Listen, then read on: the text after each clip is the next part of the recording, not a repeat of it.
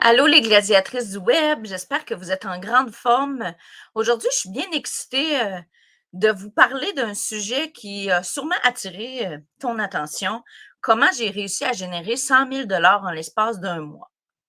En fait, l'histoire commence un peu négativement, mais se termine par un grand succès.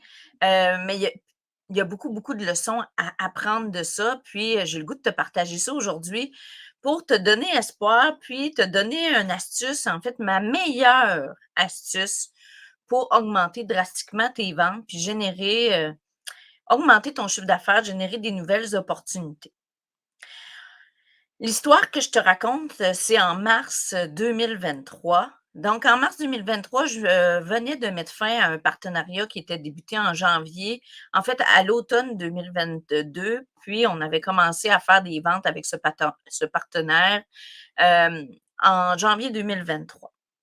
Mais là, ça fonctionnait pas tout à fait comme je l'avais prévu, ça me demandait énormément de frais, puis pour différentes raisons, j'ai mis fin à ce partenariat qui m'avait laissé croire, j'avais imaginé en fait que j'aurais la meilleure année de ma vie en 2023.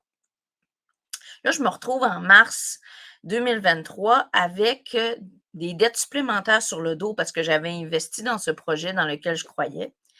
Et j'avais en plus investi en immobilier parce que je croyais tellement en moi, en ce projet. Donc j'avais vu très, très grand, puis j'ai fait une erreur en fait, je pourrais t'en reparler à un autre moment donné. J'ai investi des revenus qui n'étaient pas encore gagnés.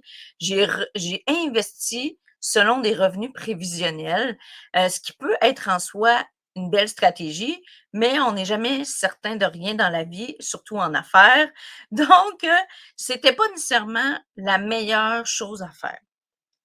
Donc en mars 2023, ben, je pense que je vais m'en rappeler, toute ma vie. Hem, je me retrouve dans un endroit où je suis complètement, mais complètement découragée. Il y a pas de vente qui rentre. Je suis anxieuse. Je dors pas la nuit. Tu sais, je dors la nuit, mais des fois, je me réveille, je fais de l'anxiété le soir parce que mon cœur palpite à l'idée de de manquer d'argent finalement. Donc là, mon cerveau, il cumule toutes les scénarios catastrophiques parce que j'ai beaucoup d'engagement financier, parce qu'il y a pas d'argent qui rentre présentement. Donc là, je ressens beaucoup de honte. Je ressens beaucoup de honte de m'être mise dans cette situation-là. Je me sens coupable, je me sens anxieuse, je me sens stressée. Peut-être que tu t'es déjà sentie comme ça, par rapport à tes dettes, par rapport à tes finances, par rapport à tes engagements financiers, parce que tu investis dans le meilleur de toi. Puis être en affaires, ça veut aussi dire parfois prendre des décisions qui étaient pas la meilleure chose, faire des erreurs, aller vers la droite, puis revenir vers la gauche à un moment donné. Puis, à ce moment-là, pendant quelques jours, je suis vraiment, vraiment dans mes peurs. Je suis vraiment dans mes peurs, puis je me sens pas bien à travers ce processus-là. Hem, en fait, ce qui se passait, tu sais, on dit que quand on est dans la peur, qu'est-ce qui se passe? C'est qu'on se projette vers l'avenir, on n'arrive pas à être dans le moment présent. Donc là, moi, je pense seulement à mes engagements financiers, puis j'ai même la peur, la pire peur pour moi, qui est de faire faillite. Je parle même à une amie entrepreneur qui me dit: «Ben, coudonc Cindy, ça va donc bien mal ton affaire, tu feras faillite». Elle m'a mis cette graine-là dans ma tête, mais moi, pour moi, ça, c'est inacceptable. Pour moi, je me suis toujours dit: «Ben, voyons, là, je ne vais jamais faire faillite, je suis née dans une famille entrepreneur, je suis née dans une famille, heu, qui investit très bien son argent, puis j'ai eu quand même cette éducation financière minimale». hem, non, je dirais pas minimale parce que mes parents sont très responsables par rapport à l'argent, mais moi, ce que j'ai intégré, parce que je dirais que je suis une grande dépensière et c'est pas toujours, sur la coche au niveau du budget, mais ce que j'ai intégré, par exemple, dans mes veines, c'est que tu fais pas faillite parce qu'une faillite, c'est un échec.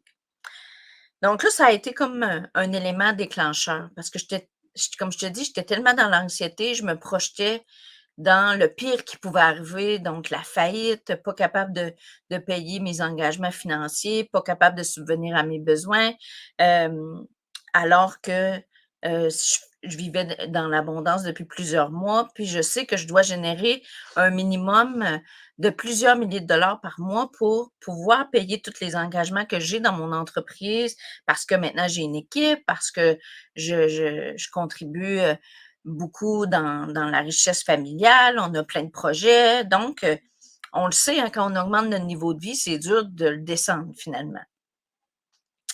Fait que là, même si je coupais dans le gras, mais il reste quand même des engagements minimals qu'il fallait absorber, surtout par rapport aux engagements que j'avais pris dans l'entreprise, les dettes de plusieurs dizaines de milliers de dollars que j'avais accumulées dans l'entreprise. Donc là, je me suis dit: «Hey», en fait, c'est que, je me souviens encore la personne avec qui j'ai parlé, je pleurais, j'étais en panique, j'étais triste, j'avais de la honte.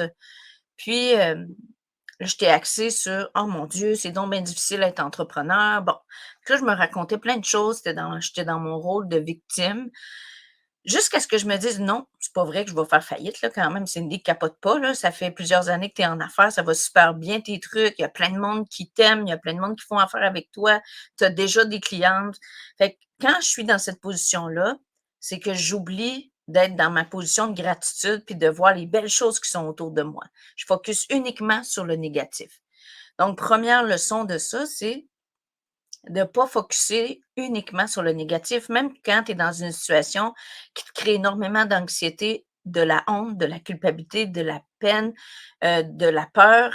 Il faut que tu te remettes, en fait, dans une position pour valoriser les bonnes choses qui sont dans ta vie, des gratitudes qui sont dans ta vie. Puis à ce moment-là, je me souviens, je venais de lancer Gladiatrice du web, mon programme pour les coachs, les formatrices, les thérapeutes qui veulent se lancer en ligne.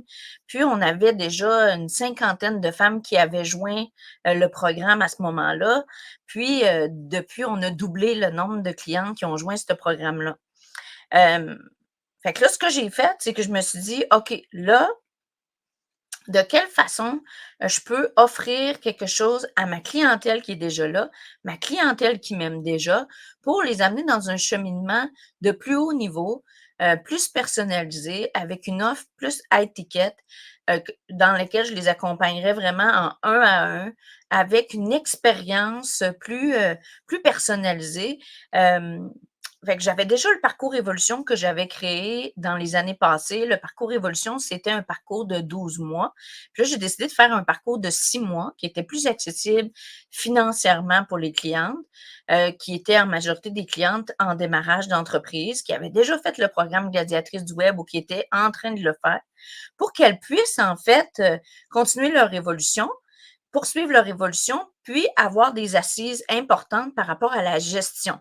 Donc, pas uniquement par rapport au marketing en ligne, mais par rapport à la gestion, la planification stratégique, la gestion de temps, le le développement des affaires de façon plus, générale, le plan de communication. C'est vraiment des outils que je voulais leur laisser pour qu'elles deviennent plus des PDG de leur entreprise, qu'elles deviennent plus solides, et le tout se terminait par une retraite, en fait, je dis se terminait, c'est une offre que j'ai encore maintenant. Ça se termine toujours mon parcours évolution par une retraite de 4 jours, 3 nuits, tout inclus. On crée une connexion ensemble, ça permet de réviser des concepts, de continuer la formation, de renforcer leur réseau. Puis on s'est vu en virtuel pendant quelques mois, puis là, on se voit en présentiel. Donc depuis, j'ai fait quelques cohortes. Puis à ce moment-là, c'était ma première cohorte de 6 mois, là, mon parcours évolution d'une durée de 6 mois que je lançais. Puis ça m'a permis, en fait, le fait de me mettre en action, de restructurer un peu mon offre, la façon de la présenter, de préparer une présentation, ben de générer 100 000 $ en l'espace d'un mois pour ma cohorte du parcours évolution. Donc, ce que je veux te dire aujourd'hui, c'est que tu peux, premièrement, première leçon de tout ça, je te l'ai dit, valorise les bonnes choses dans ta vie. Les bonnes choses dans ta vie, puis dans mon cas, c'était quoi? Ben oui, dans mon entreprise, il y avait plein de succès. Dans ma vie, je suis une maman heureuse, une femme épanouie. J'ai un conjoint qui est dans ma vie depuis longtemps, qui me supporte, qui a toujours été là, qui est toujours là, puis qui me dit toujours que ça va bien aller, de ne pas m'inquiéter. Puis, Puis je te dis ça aussi parce que si tu génères moins de chiffre d'affaires que moi, puis que tu te remets en question parfois, ben dis-toi qu'à ce moment-là, je générais déjà plusieurs centaines de milliers de dollars par année. Puis là, j'étais en panique totale dans ma tête. Puis ça m'arrive encore d'être en panique générale dans ma tête, mais je prends ces conseils-là. Donc, me remettre dans le positif, prendre du temps pour moi, pour me reposer. Puis, la meilleure chose à faire, à mon avis, c'est qu'une fois que tu as pris une petite pause, tu t'es fait un plan de match, tu te mets en action. Pour moi, quand je dis à mes clientes que se mettre en action, c'est le meilleur remède à la peur. L'action est le meilleur remède à la peur. C'est exactement ça que je veux dire. Parce que pendant que tu es en train de ruminer, c'est certain que tu ne vas pas chercher de clientes. Le fait de te mettre en action, de te faire une liste de clientes potentielles à qui tu peux faire une proposition, de préparer une offre et de proposer des rendez-vous, proposer des opportunités, en fait, proposer de juste proposer ton offre à des gens, ça te permet de générer des opportunités. Puis le message, en fait, que je veux te donner aujourd'hui, ma meilleure astuce dans ton développement des affaires, c'est la suivante. Écoute bien ça. Écoute bien tes oreilles. Ouvre bien tes oreilles. C'est d'arrêter d'attendre. Arrête d'attendre que les clients viennent vers toi. Même si tu fais plein d'actions pour accroître ta notoriété. Moi, je fais plein d'actions pour accroître ma notoriété, c'est-à-dire, je suis présente sur les réseaux sociaux, je fais des publications écrites, je fais des trucs en direct, des formations gratuites en direct, des lives pour offrir du contenu. Je fais des vidéos professionnelles que je publie sur mes réseaux sociaux, sur LinkedIn, sur Instagram, sur ma page professionnelle. Euh, je fais tout plein d'actions, je fais des conférences, des salons, on me voit partout, donc on voit que je suis active, je me fais connaître, je crée mon réseau, je crée des liens. La problématique avec ça, en fait, c'est pas une problématique, mais la problématique que je vois souvent chez mes clientes, c'est qu'elles font beaucoup d'actions comme ça pour augmenter leur notoriété, ce qui en soi est une excellente chose parce que tu veux être vu pour être reconnu, tu dois accepter d'être vu, mais arrête d'attendre que les clients cognent à ta porte. Va vers les gens. Crée des opportunités. S'il le faut, crée une offre spéciale que tu vas pouvoir proposer à ta clientèle pour générer une nouvelle opportunité. Le parcours évolution, je l'avais, c'est sûr que comme c'est une offre, qui est plus high ticket, c'est une offre de second niveau pour ma clientèle actuelle. Donc, c'est une offre que je vais proposer à mes clientes qui m'apprécient déjà, qui ont déjà confiance en moi, puis qui vont être prêtes à investir un certain montant pour avoir cette expérience-là avec moi. Donc là, il y a même 2 leçons avec ça, c'est que tu peux avoir une deuxième offre pour ta clientèle. Comment tu peux, offrir en fait une offre, une proposition en escalier à ta clientèle pour pouvoir la faire évoluer à travers tes propositions? Parce que c'est beaucoup moins difficile et beaucoup moins dispendieux et beaucoup moins long de convertir quelqu'un qui croit déjà en toi que d'aller chercher quelqu'un de nouveau. Fait que ça, c'est une leçon que j'avais pas prévu de te dire, mais garde ça dans ton sac à dos d'entrepreneur. Sinon, ce que je veux te dire aujourd'hui, c'est arrête d'attendre que les clients cognent à ta porte. C'est-à-dire que lorsque tu crées des opportunités, peu importe la voie que tu prends pour faire de l'attraction client, que ce soit des actions en présentiel ou des actions en virtuel, de grâce, fais des suivis avec ces personnes-là. Des suivis, c'est juste de cogner à leur porte, puis de leur dire: «Hey, salut Josiane, salut Jessica, salut Pascal, je suis contente de t'avoir rencontré. Merci d'avoir été dans mon live, merci d'avoir été dans mon groupe, merci de me suivre. Ça te dirait-tu qu'on se fasse une rencontre pour connecter ensemble, pour que je puisse voir, si je pourrais t'aider, avec, mon offre? J'ai quelque chose de spécial que j'aimerais te proposer. Est-ce que tu me donnerais l'occasion de t'en parler?» Il y a plein de gens qui vont vous dire non, mais il y a plein de gens qui vont vous dire oui. Puis quand vous créez des opportunités comme ça, bien, vous augmentez vos probabilités d'avoir des oui. C'est super important de créer des opportunités pour stimuler tes ventes.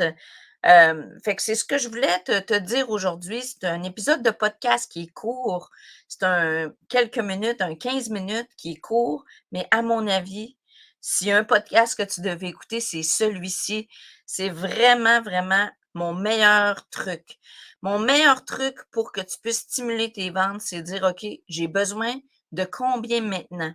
J'ai une de mes coachs l'année passée qui me dit, puis ça l'avait beaucoup stimulé, outre la fille qui m'avait dit: «Ben là, tu feras faillite». Là, je n'étais pas trop d'accord avec cette option. Heu, Ma coach avait dit: «La beauté d'être entrepreneur, c'est que tu peux tout créer». Même s'il y a des moments où ce que c'est plus difficile, puis tu vois plus le bout parce que tu es fatigué, parce que tu as des stress financiers, parce que tu as des stress dans ta relation de couple, parce que tes enfants te disent que tu travailles trop, ben, tu as la possibilité de tout créer. Tu as la possibilité de créer l'horaire que tu souhaites avoir, l'équipe que tu veux avoir, mais tu as la possibilité aussi de créer les revenus et l'entreprise que tu décides d'avoir. Puis ça commence par créer des opportunités. Ça commence par mettre de la flexibilité dans ton offre et de la créativité dans ton offre.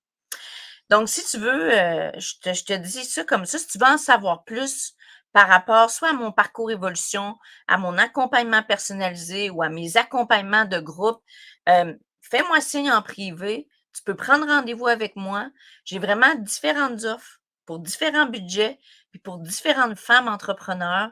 Donc, des femmes entrepreneurs qui veulent augmenter leur chiffre d'affaires, augmenter leurs ventes pour se propulser puis devenir surtout dans une posture de gladiatrice, plus en confiance dans le processus de vente. Parce que la bonne nouvelle en vente, c'est que la vente, c'est une compétence. Donc, comme c'est une compétence, ça veut dire que tu peux la développer. Puis plus tu pratiques cette compétence-là, bien, plus tu deviens meilleur. C'est comme quand tu commences à faire du patin, tu as juste à imaginer, on va se dire une blague comme ça. euh, j'ai plusieurs amis africains qui sont venus habiter au Québec. C'est certain qu'un Africain, quand il embarque sur des patins la première fois, puis qu'il a 40 ans ou 25 ans, ben c'est certain qu'il va avoir un défi. Si tu apprends à faire du patin pour la toute première fois, puis tu es un adulte, ça se peut très bien que tu sois chambranlant sur tes patins la première fois, mais plus tu vas en faire, plus tu vas devenir à l'aise. C'est le même principe pour tout ce qu'on fait dans notre vie. On a juste à penser au vélo. Tu sais, le vélo, apprendre à nager, faire du patin, on apprend ça quand on est petit, mais c'est justement parce qu'on l'a appris qu'on est devenu meilleur. Puis c'est le même principe avec tes ventes. Plus tu vas pratiquer, plus tu vas devenir meilleur. J'espère que tu auras appris ou que tu auras noté en fait des apprentissages puissants dans ce podcast. Puis on se revoit dans un prochain épisode. Merci beaucoup à toi d'avoir été à l'écoute et je te dis à très bientôt. Ciao!